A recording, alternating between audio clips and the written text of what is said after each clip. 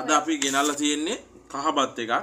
ඔයාලට පේනවා හොඳ චිකන් පීස් එකක් තියෙනවා. හොඳ චිකන් පීස් එකක්. එතකොට පරිප්පු තියෙනවා.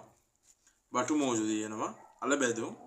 හොඳට මේ හොඳ කහබත් පෝෂණයක් තියෙන හොඳට මේ කරාබු නැටි කරද මුංගු ඔක්කොම දාලා හදපු. ඉතින් මේක ගත්තේ දියගම වල යනකොට තියෙනවා හරියටම ග්‍රවුන්ඩ් එකට ඇතුල් වෙන තැනම. කැම්පස් එක ඉස්සරහා. එතනින් තමයි ගත්තේ. පාරේ ඉන්නවා දෙන්නෙක් ගාර්තේ ප්‍රදීපුයි කියලා දෙන්නෙක් ඉන්නවා ට්‍රීවිල් එක තියාගෙන කොල්ල දෙන්නේ. අපි අරන් බැලුවා කොහොමද කියලා. අපි බලමු කාලා.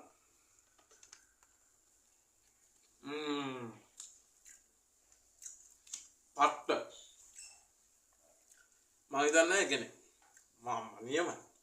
මෙහෙම කහවත් එකක් ඕගොල්ලෝ මම දැන් කහවත් එක රුපියල් 800ක් විතර එනවා. මේ හෝමගම දියගම කොට්ටාවට කොහෙන්වත් කන්න පුළුවන් කියලා මේ රසට කහවත් එක.